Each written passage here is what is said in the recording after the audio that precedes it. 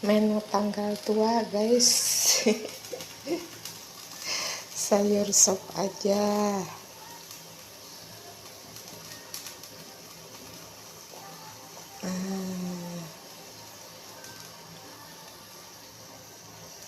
Menu di tanggal tua,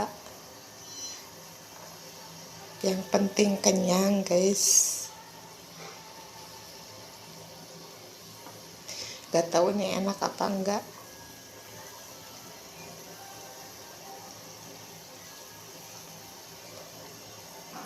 Kayaknya enak juga sih.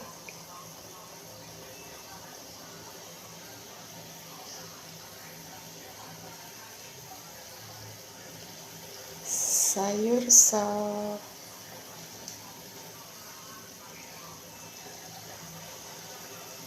Tapi enaknya kayaknya pakai daging unta ya. Sayur sop pakai daging unta gimana rasanya ya guys ya.